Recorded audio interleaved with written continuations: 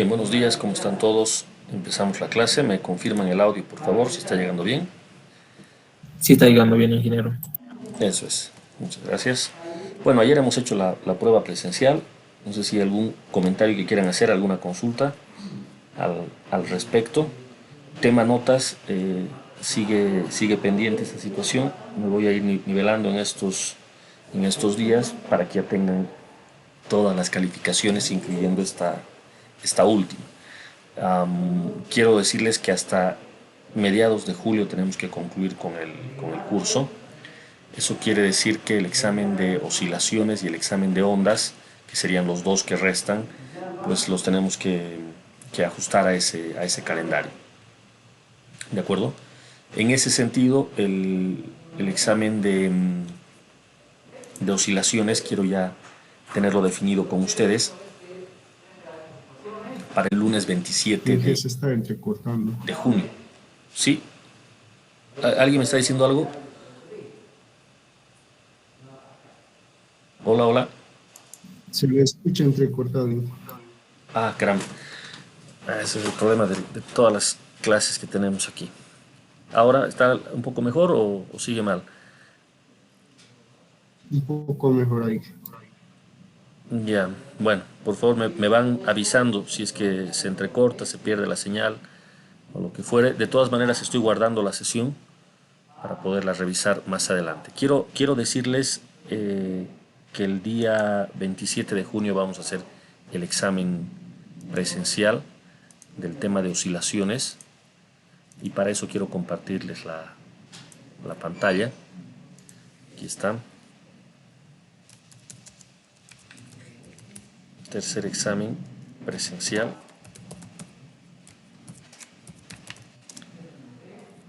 Lunes 27 de junio.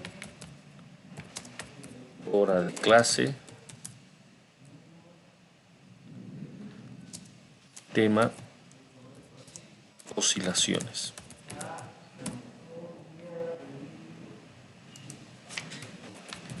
Y el último lo vamos a ajustar, el examen de ondas lo vamos a ajustar a la fecha límite que nos den, que seguramente va a estar bordeando el 15-18 de julio. ¿De acuerdo? Esa es la idea, entonces por ahora pongamos ese tope. Hasta el 27 de junio entonces tenemos que concluir con el avance. ¿Ya? Muy bien, entonces ahora retomo el avance. Sí, dime, Saúl. Inge, una preguntita. Sí, Nos quedan todavía dos exámenes parciales. sí, el de oscilaciones y el de ondas.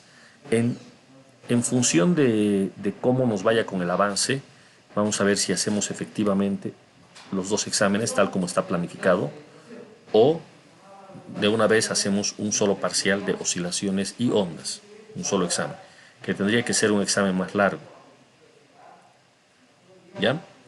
Pero por ahora voy a mantenerlo como estaba originalmente planificado, dos exámenes separados, ¿ok? Listo, Inge. Eso es. ¿Alguna consulta más? Listo. Vamos a nuestro avance entonces.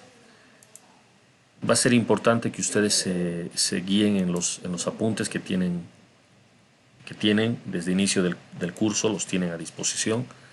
Entonces ahí están varios ejercicios, algunos de prácticas, algunos incluso de examen, etcétera, que pueden ustedes utilizar como complemento. Yo voy a en las clases ver algunos, no todos de los ejercicios que están, no todos los ejercicios que están acá.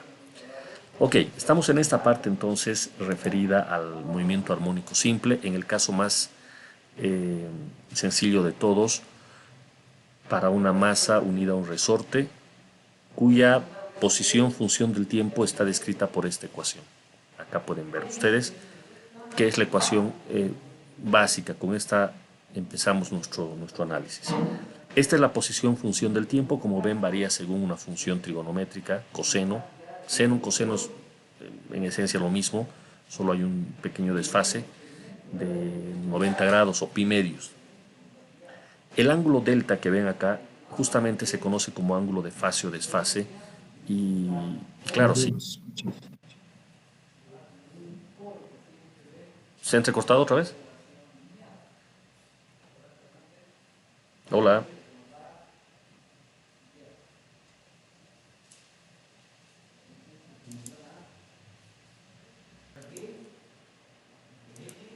Bueno, decía que esta es la ecuación para la posición en función del tiempo. El ángulo delta define el desfase.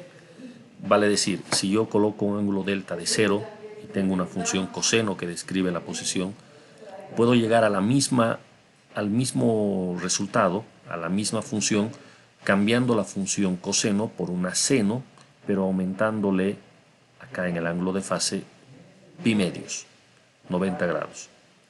Ustedes pueden hacer el ejercicio de recorrer una función seno en 90 grados, más 90 o menos 90, y se traslapa perfectamente con una función coseno. Eso es algo que lo conocen de sus cursos básicos de trigonometría. Entonces el ángulo de delta es un ángulo que permite controlar ese desfase que hay. ¿De acuerdo? Y en realidad está relacionado con las condiciones iniciales, como enseguida vamos a ver. Bueno, si esta es la solución de la ecuación diferencial la teníamos acá, fíjense, esta era la ecuación diferencial. La solución es esta. Entonces, bueno, ya tenemos la posición función del tiempo, se deriva, se tiene la velocidad, se deriva, se tiene la aceleración.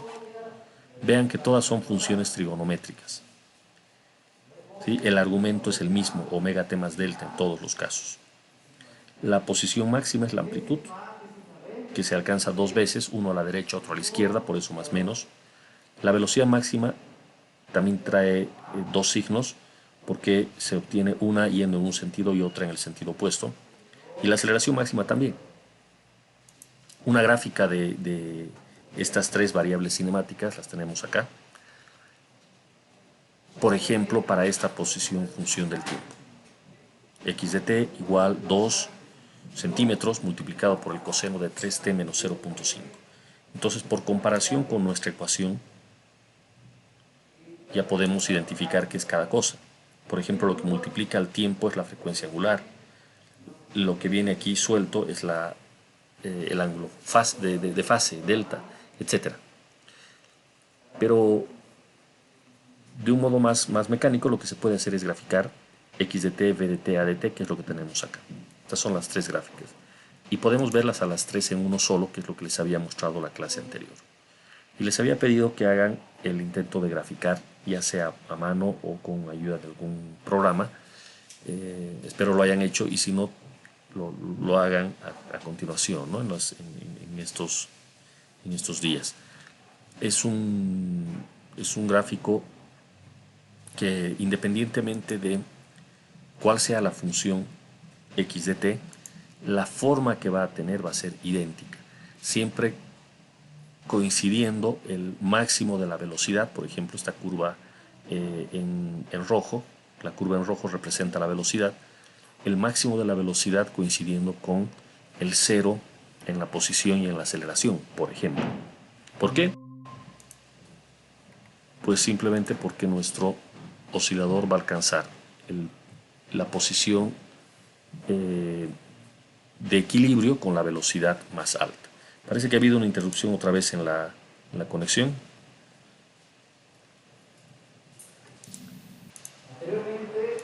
Les decía, un resultado importante que se puede apreciar cuando uno hace estas gráficas es que la velocidad es máxima en aquel punto en el cual la posición y la aceleración vale cero.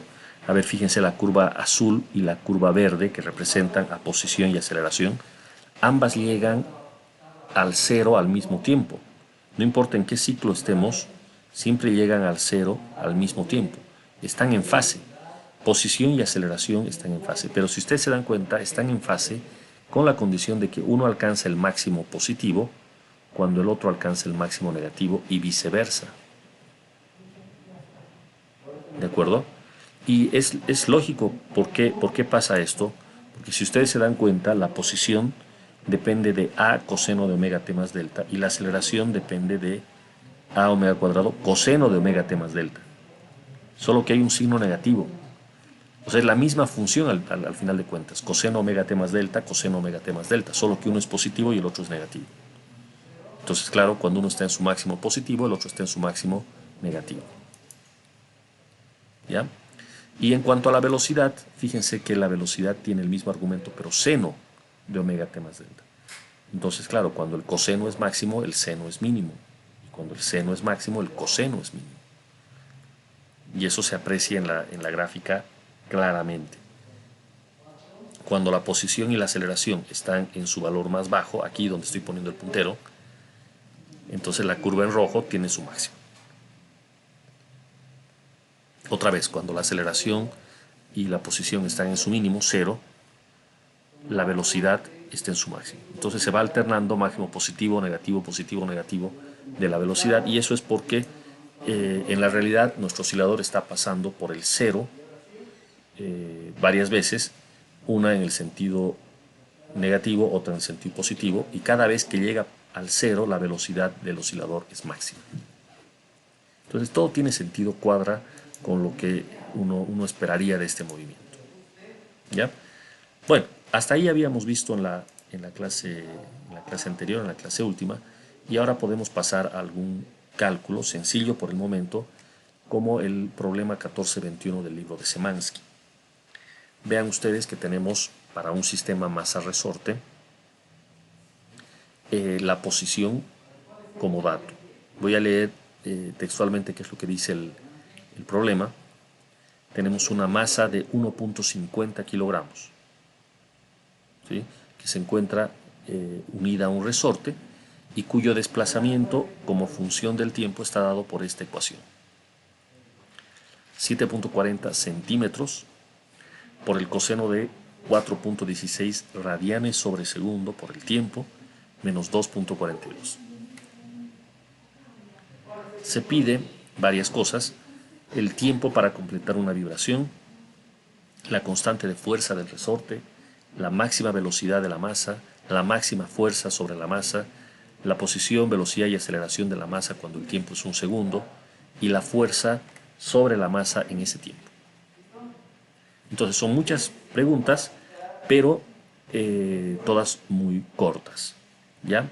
Les pido que chequeen en estas dos diapositivas por un lapso de 1 a 2 minutos, no más que eso, la solución. Por favor, revisen la aritmética y enseguida analizamos entre todos el resultado, que por cierto es muy, muy, muy sencillo. Vamos todos con la calculadora en mano, por favor, revisando que estos números están bien, que todas estas cuentas están bien hechas. ¿Ya?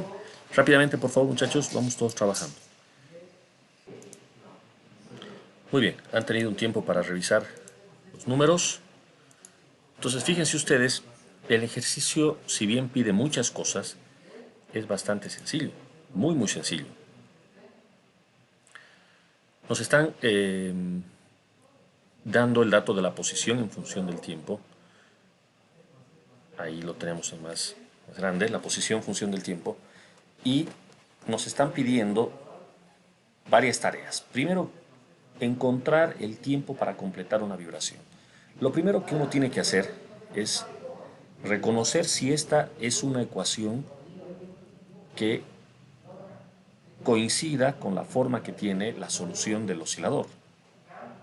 No vaya a ser que esta no sea una ecuación de un oscilador y no hay nada que calcular.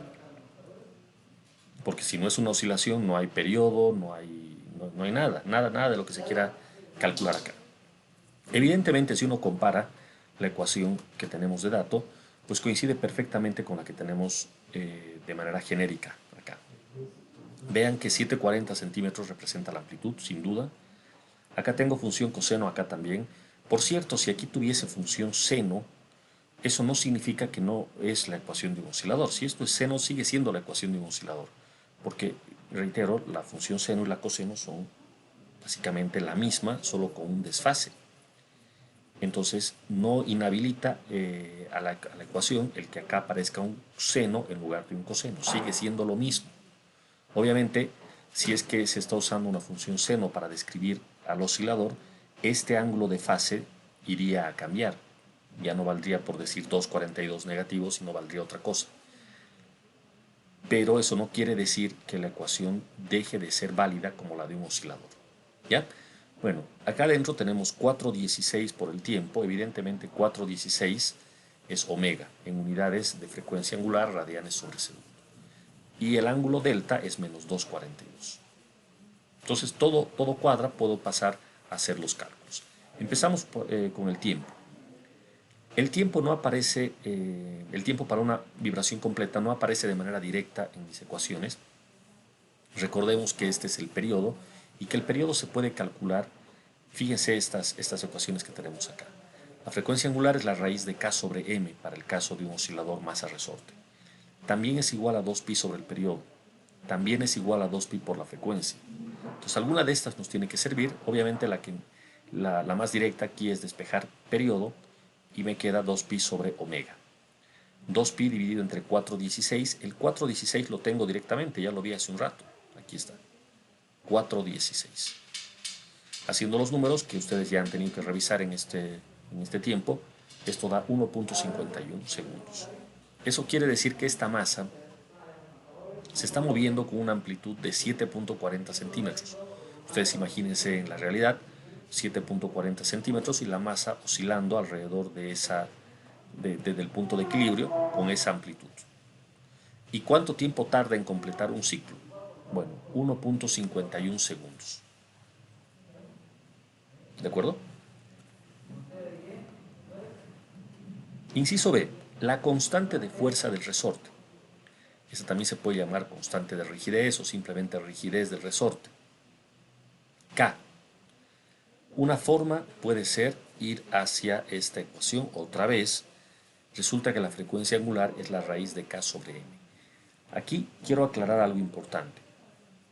Frecuencia angular igual a raíz de K sobre M solo se puede aplicar si el problema es de una masa resorte, obviamente. Porque si lo que está oscilando es, por decir, un péndulo, que es lo que vamos a ver más adelante, ya no hay resorte, por lo tanto no hay K, no hay nada. La ecuación para la frecuencia angular es otra. ¿Me entienden? Entonces, esta ecuación, raíz de K sobre M, solo se puede aplicar para masas y resortes, para sistemas masa-resorte. En cambio, la ecuación 2pi sobre periodo se puede aplicar para cualquier oscilador. Es una ecuación que se cumple para cualquier oscilador. ¿Okay? Bueno, en este caso, como me están pidiendo la rigidez K, evidentemente despejo de esta expresión y me queda omega cuadrado por m. Omega sigue siendo, como hace rato, 4,16 y la masa nos han dado de dato en kilogramos 1,50. Si la frecuencia angular está en radianes sobre segundo y la masa está en kilogramos, estamos seguros que la rigidez K va a salir en newton sobre metro, que es la unidad en el sistema internacional. ¿Me confirma alguien si ha verificado el 25,9, por favor? Sale, Inge. Muy bien. Siguiente, nos están pidiendo la velocidad máxima. Fíjense que la velocidad máxima se calcula de un modo muy sencillo como frecuencia angular por amplitud. Ahora, ¿dónde está la frecuencia angular? Otra vez 4,16, ya lo sabíamos. ¿Y la amplitud? ¿Cuál es? La amplitud es 740. Y eso viene de acá atrás, ¿no? Por comparación, A tiene que ser 7,40 centímetros. Acá tener cuidado con las unidades. 740 está en centímetros. La frecuencia angular en radianes sobre segundo va a terminar dando todo en centímetros sobre segundo. Si nos pidiesen en el formulario, por ejemplo, la velocidad en metros sobre segundo, obviamente esto lo redondeamos a 0,3078 o más bien 0,31 quizás metros sobre segundo. ¿De acuerdo? Pero aquí yo lo voy a dejar en centímetros sobre segundo porque no me han pedido otra cosa. Voy a la fuerza máxima. ¿A qué nos referimos por fuerza máxima? Pues resulta que nuestro oscilador Acá podemos ver simplemente su posición en función del tiempo para un cierto instante de tiempo. Obviamente aquí falta el resorte, nos lo tenemos que imaginar, y quien ocasiona la fuerza sobre el oscilador es el resorte. Entonces, de entre estos tres puntos, menos A, 0 y más A, ¿en dónde la aceleración es más grande? Bueno, la aceleración tiene que ser máxima en aquel sitio en donde la fuerza es máxima. Y como la fuerza depende del resorte, estos dos puntos tienen que ser menos A y más A, es decir, los dos puntos en donde el resorte queda más deformado. En menos A el resorte está comprimido, entonces va a empujar al máximo, y cuando el resorte o el oscilador esté en más A, el resorte va a estar ya también en su máxima elongación, va a estar estirado. En ambos casos, la fuerza del resorte va a ser máxima. Y si la fuerza es máxima es porque la aceleración es máxima. Entonces fíjense la ecuación. Nos han pedido fuerza máxima, eso es simplemente masa por aceleración máxima. ¿Y qué es aceleración máxima? Pues es omega cuadrado por la amplitud, como hemos visto antes.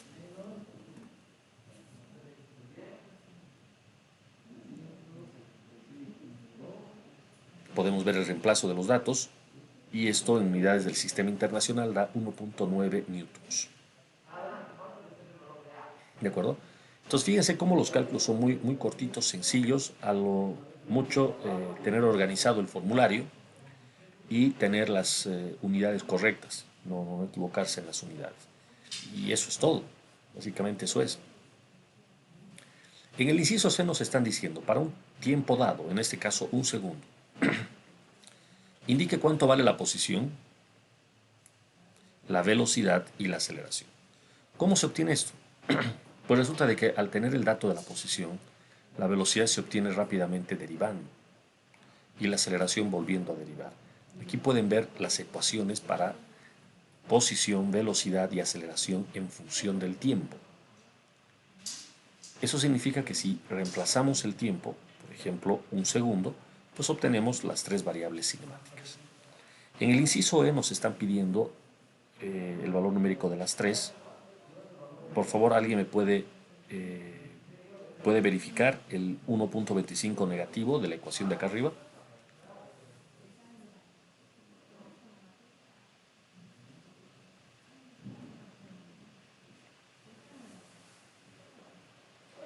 Lo único que estaríamos haciendo sería reemplazar en vez de tiempo un segundo y calcular esta posición. Es importante que hagan este cálculo para notar que el ángulo tiene que estar en radianes. Por lo tanto, por favor, quienes estén en este momento o después viendo la grabación haciendo el cálculo, tienen que poner 4.16 por 1, porque el tiempo es 1, es decir, 4.16 nomás, menos 2.42, eso va a dar 1 punto algo.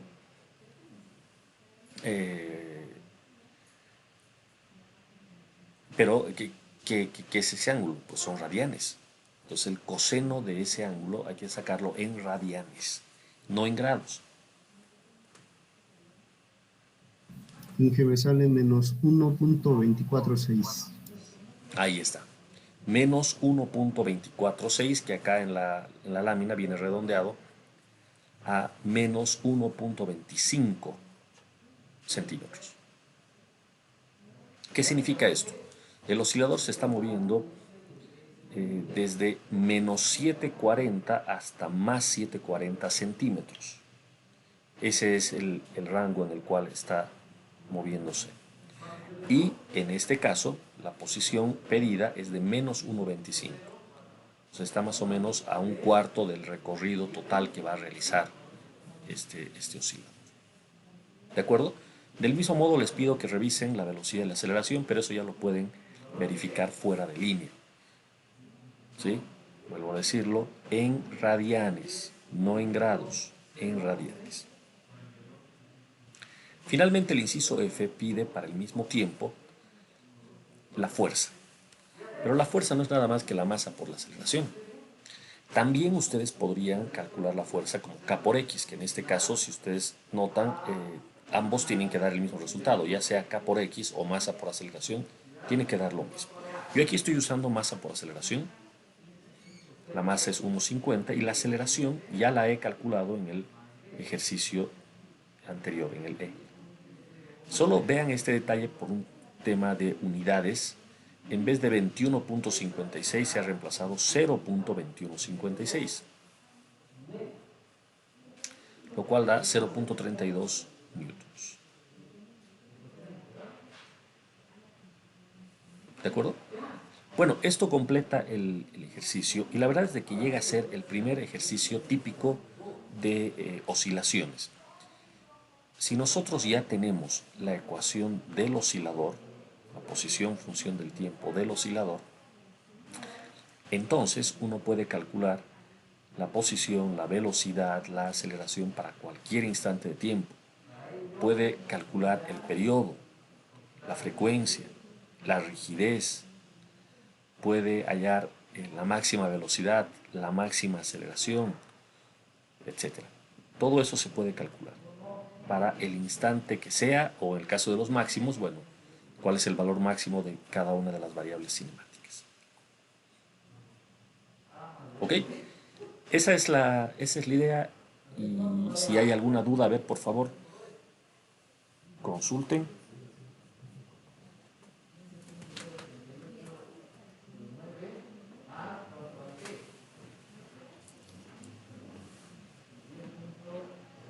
No, todo claro. Sigamos adelante entonces. Vamos a hacer una interpretación física de lo que se aprecia en las ecuaciones de la oscilación. Ocurre que hay un ángulo que ha sido denotado por delta y denominado ángulo de fase.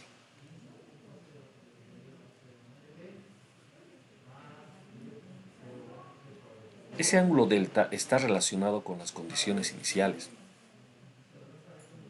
¿De acuerdo? Vean otra vez el mismo esquema acá arriba, nuestro oscilador, que puede ser una masa unida a un resorte, la fuerza del resorte K por X, siempre apuntando hacia el cero, hacia la posición de equilibrio. Ni bien pase el cero hacia el lado izquierdo, esta flecha se va a invertir y otra vez va a estar mirando hacia el punto de equilibrio. ¿Correcto? Pero ahora lo que se quiere es analizar qué es este ángulo delta, por qué se lo llama ángulo de fase y por qué se dice que está relacionado con las condiciones iniciales. Las condiciones iniciales son la posición y la velocidad y también la aceleración al inicio, es decir, cuando el tiempo vale 0. Vean ustedes que de las ecuaciones genéricas, posición, velocidad, aceleración, si reemplazamos T0, ¿qué es lo que queda? La ecuación de la posición se queda como A coseno de delta. ¿Aquí está? Sería la posición cuando el tiempo es 0. Generalmente a esto nosotros denotamos por X sub 0, X inicial. Esta es la posición inicial. Lo mismo para la velocidad. En la ecuación hay que colocar tiempo 0. Nos va a quedar menos A omega seno de delta. Esta es la velocidad inicial. Y lo mismo para la aceleración. Reemplazo T0, me queda coseno de delta por menos A omega al cuadrado. Ahí está. Entonces, de repente tengo 3 ecuaciones, pero me bastan las 2 primeras. Fíjense ustedes, se puede trabajar con las 2 primeras. Dividamos la segunda entre la primera.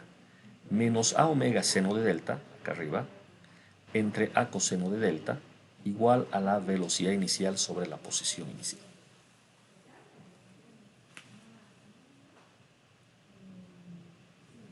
Evidentemente la amplitud se cancela y nos queda seno sobre coseno, lo cual es tangente. Entonces fíjense la ecuación a la que llegamos acá. La tangente de delta es menos la velocidad inicial entre omega por la posición inicial. Esto confirma lo que se estaba diciendo minutos atrás. El ángulo de fase está relacionado con la posición y la velocidad inicial, es decir, con las condiciones iniciales.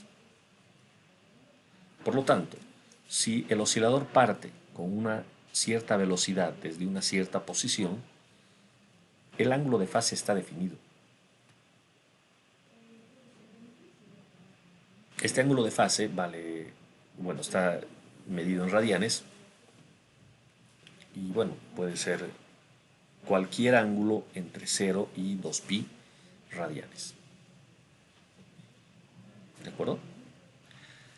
Eso es. La otra ecuación que se puede obtener está relacionada con la amplitud. Claro, podríamos de esta expresión, más bien, en vez de dividir la ecuación de la velocidad entre la de la posición para fabricarnos una tangente, más bien podríamos agarrar la ecuación que trae el coseno y elevarla al cuadrado, la que tiene seno y elevar al cuadrado, y formar una ecuación al estilo coseno cuadrado más seno cuadrado, que eso ustedes saben vale. ¿Cuánto vale?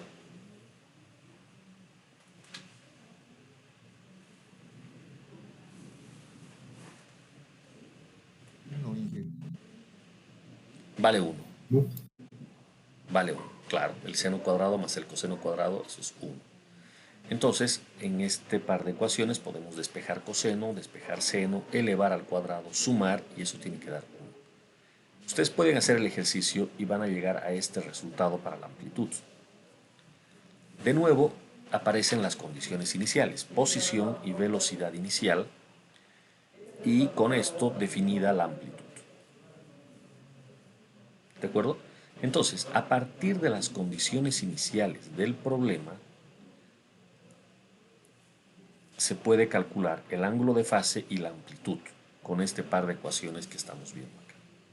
Entonces, ustedes, si gustan, pueden anotarse este par de ecuaciones en su formulario. ¿De acuerdo? Ahí está. Bueno, nuevo ejercicio para que podamos testear lo que estamos discutiendo. Seguimos ante un oscilador tipo masa-resorte, ideal, armónico simple, por lo tanto. Tiene una masa de 0,400 kilogramos. Experimenta una oscilación armónica simple con una aceleración de menos 1,80 metros segundo al cuadrado cuando x es igual a 0,300 metros. ¿Cuál es el periodo de la oscilación? Entonces es un problema similar al anterior, con la diferencia de que nos están dando una aceleración para una cierta posición. O sea, en algún momento, mientras se está moviendo este oscilador, llega a la posición 0,300 metros. En ese instante su aceleración es de menos 1,80. Tal como lo habíamos advertido, cuando la posición es positiva, es que la aceleración apunta a la izquierda. Y cuando la posición esté del lado izquierdo, la aceleración va a apuntar hacia la derecha. ¿Sí? Bueno, entonces coincide con lo que aquí tenemos en el dato. En este caso, la posición a la derecha, positiva, pero la aceleración negativa. ¿Sí? Y se pide el periodo de la oscilación. ¿Okay? Pueden ver el cálculo acá a continuación. Entonces, por favor, igual que hace rato, vamos revisando el planteo y vamos revisando los números. Y luego terminamos el análisis entre todos. ¿De acuerdo? A ver, vamos trabajando, por favor.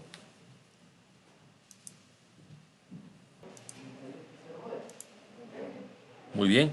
Fíjense que los cálculos son idénticos en cuanto a dificultad matemática, vamos a decir. Básicamente es un par de reemplazos que hay que hacer y nada más. Y si nosotros disponemos de la fórmula debidamente apuntada en algún formulario, pues es tan simple como reemplazar los datos. ¿Sí? Reitero, lo que tenemos acá, extraído del libro de Szymanski, nos dan el dato de la masa, 0,400 kilogramos. Sí, importante el número de decimales para tomar en cuenta en la precisión del resultado. Eso ya lo he comentado antes, es muy importante el número de decimales. En física y en ingeniería en general es importante el número de decimales porque esto está relacionado con lo que se ha medido.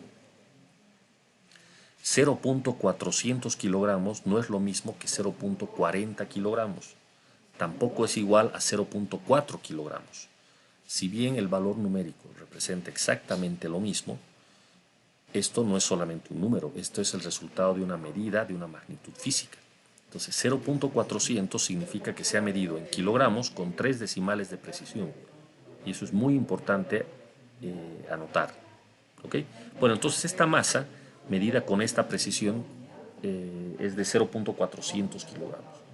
Experimenta una oscilación armónica simple con aceleración de menos 1.80 metros sobre segundo al cuadrado. Vean la precisión de apenas 2 decimales.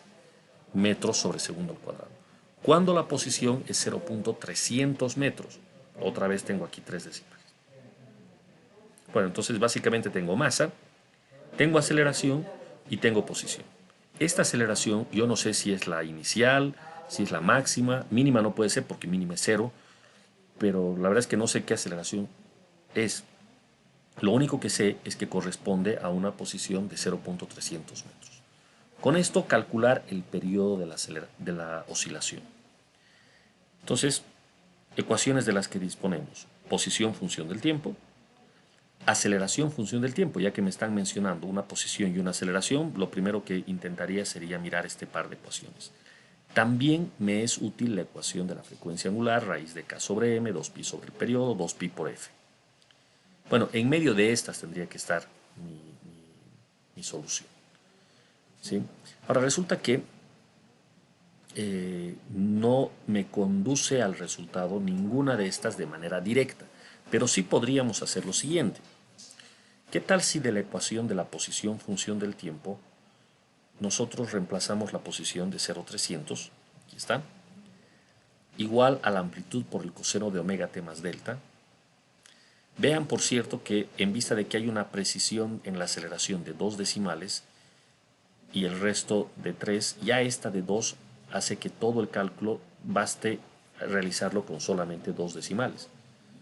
No hace falta colocar el tercero porque manda el más impreciso de los datos y el más impreciso tiene 2 decimales. ¿Me dejo entender? Entonces de aquí en adelante pues basta con trabajar con 2 únicamente. Bueno, entonces les decía, reemplazo la posición de 0,30 igual a por el coseno de omega t más delta, y del otro lado reemplazo la aceleración, menos 1,80. El signo es importante, es muy importante en este caso. Entonces menos 1,80 igual a menos a omega al cuadrado coseno de omega t más delta. Fíjense que de esta ecuación, dividiendo miembro a miembro, se va el coseno de omega t más delta. Y nos queda una ecuación sencilla en términos de omega cuadrado. Haciendo el despeje, seguramente ya varios han verificado este número. Omega da 2.45 radianes sobre segundo. ¿Alguien me puede confirmar ese resultado, por favor? Sí, que sabe el mismo. Excelente. Con esa frecuencia angular vamos al periodo. El periodo es 2pi sobre la frecuencia angular y bueno, ya está resaltado en rojo el resultado final. 2.56 segundos. Entonces, fíjense cómo con estos ejemplos estamos mostrando que a partir de la ecuación de la posición función del tiempo, tenemos tanta información que podemos responder a muchos cuestionantes sobre el oscilador. Dentro de la ecuación de la posición tenemos a la amplitud, a la frecuencia angular, al ángulo de fase. Por medio de las derivadas de la posición podemos hallar la velocidad y la aceleración para cualquier tiempo. Recordando que el coseno y el seno valen 1 como máximo, tenemos la posición máxima, la velocidad máxima, la aceleración máxima.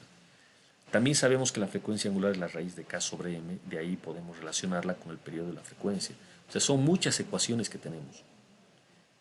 Y sobre esto se pueden hacer muchos cálculos. Vean, todos ellos o son reemplazos directos en las ecuaciones o pequeños manipuleos algebraicos como el de acá para poder sacar lo que nos están pidiendo. Conclusión de toda esta primera parte. Si estamos seguros que el oscilador es un oscilador armónico simple, por ahora, masa resorte, más adelante veremos otros casos, el dato más útil que se nos puede dar es el de la posición función del tiempo. A partir de este se puede generar todo lo demás. Realmente todo lo demás. Se puede saber dónde está el oscilador, con qué velocidad, con qué aceleración para cualquier tiempo, qué periodo, qué frecuencia angular, qué ángulo de fase, por lo tanto, qué condiciones iniciales tenía, etc. Todo se puede sacar de solamente la posición función del tiempo. ¿De acuerdo? Y este sería entonces el primer problema tipo de este tema. Si se conoce la posición función del tiempo, se conoce todo lo demás referido a esta oscilación. ¿De acuerdo? Ese es el resumen hasta acá. Si alguien quiere hacer alguna observación, por favor.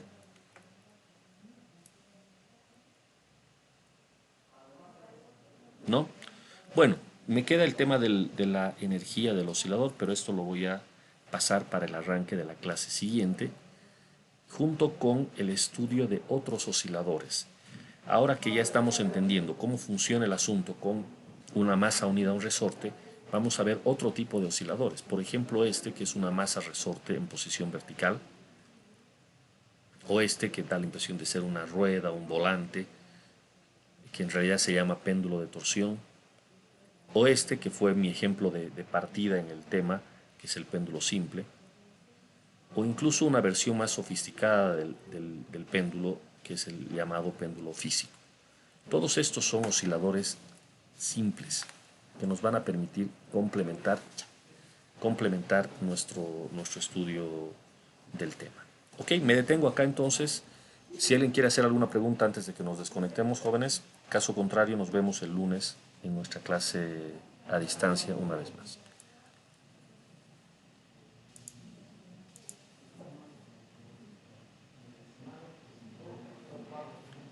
No hay preguntas. Muy bien. Aquí en el chat.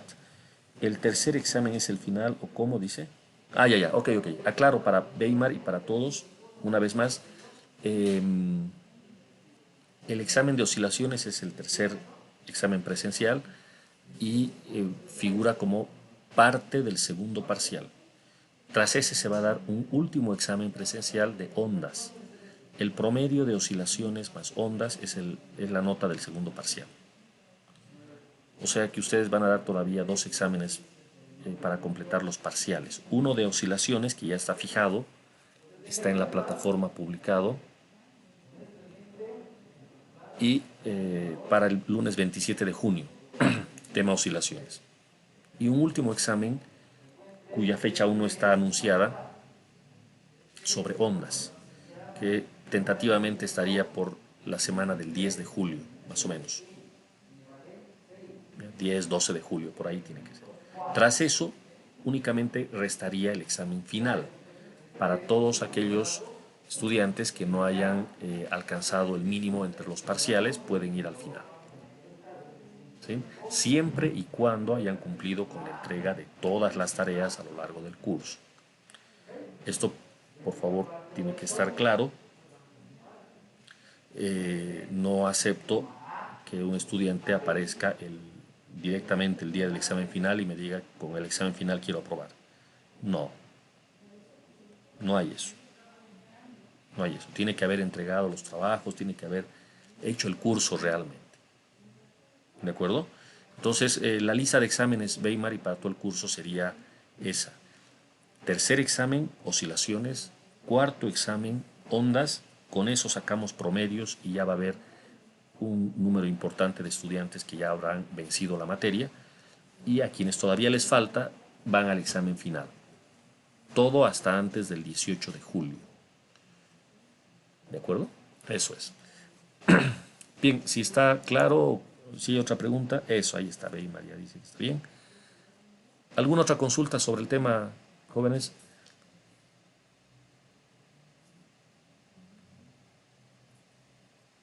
Parece que no. Muy bien, nos despedimos acá, buen día a todos y hasta la próxima semana.